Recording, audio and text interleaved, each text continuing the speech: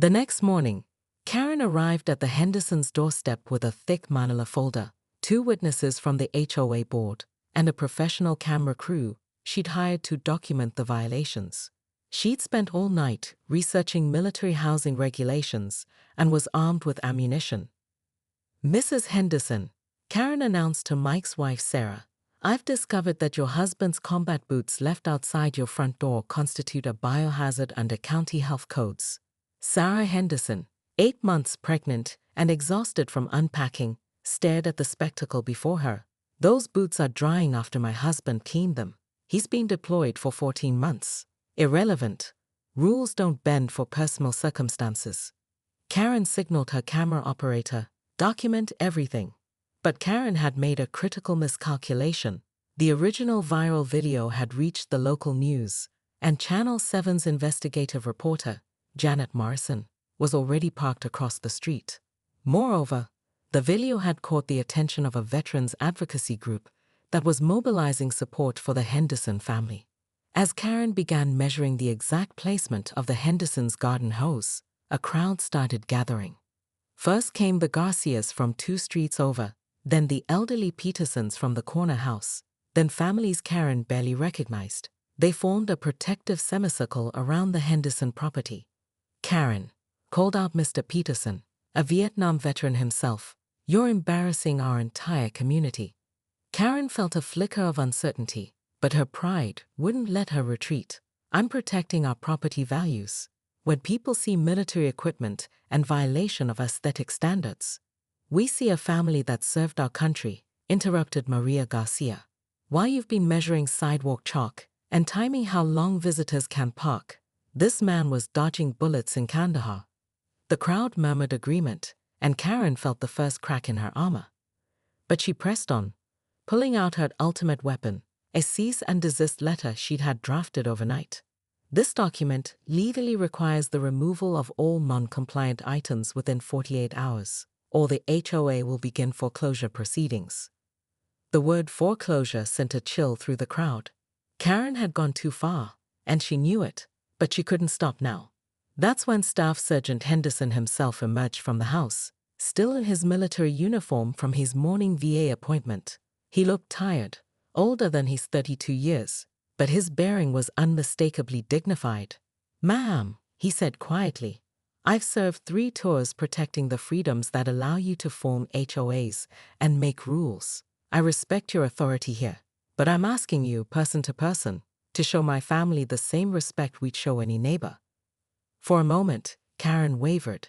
Something in his calm tone, his refusal to match her anger, made her feel suddenly small. The camera crew was still rolling, the crowd was watching, and she realized she was at a crossroads. She chose wrong. "Respect is following the rules, soldier. 48 hours. The crowd erupted. Someone shouted, "Shame on you." Others began chanting, "Go home, Karen." But the most devastating response was Mike Henderson's.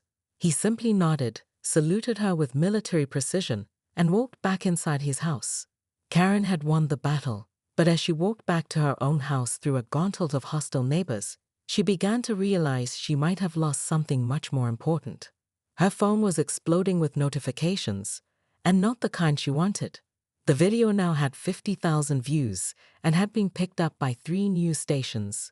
But there was something else, a message from her own adult daughter in Portland. "Mom, what have you done? My coworkers are sending me this video. I'm so embarrassed I can't even." For the first time in years, Karen Weatherby, HOA president and self-appointed guardian of Willowbrook Estates, felt truly alone. But the story was far from over, because unbeknownst to Karen, the Veterans Advocacy Group wasn't just offering moral support to the Hendersons. They were offering legal support, and they'd discovered something very interesting about the HOA's recent rule changes that Karen had pushed through without proper member notification. The war for Willowbrook Estates was just beginning. Karen Weatherby stood in her perfectly manicured driveway at 6:47 am, wearing a hot pink bathrobe and wielding a measuring tape like a weapon. "Excuse me," she shrieked at the moving truck blocking her view of the sunset.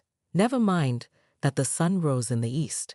This vehicle is exactly 14 inches over the property line, and I will be filing a complaint.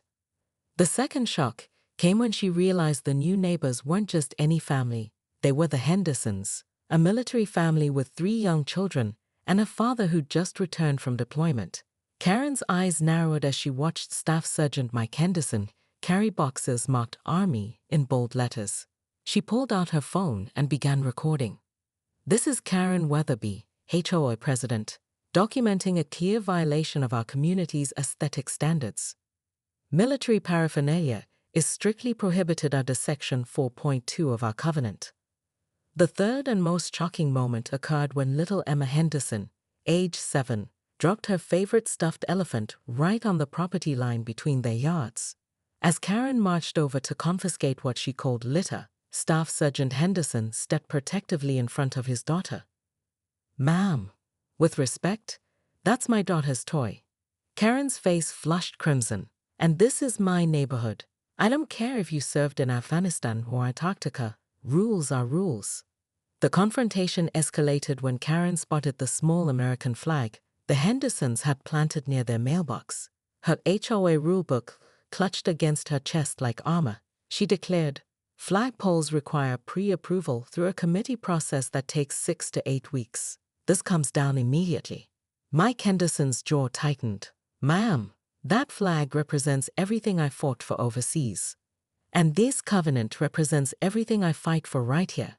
Karen shot back, her voice carrying across the entire cul-de-sac.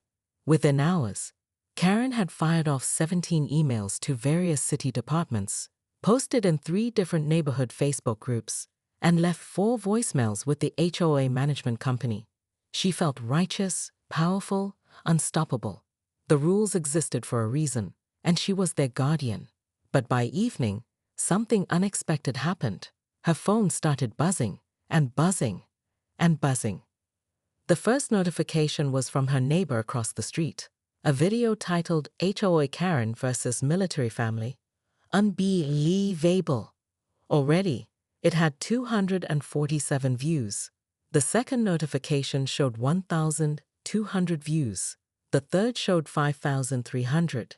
Karen's perfectly controlled world began to tilt off its axis as she realized someone had been recording her entire morning meltdown.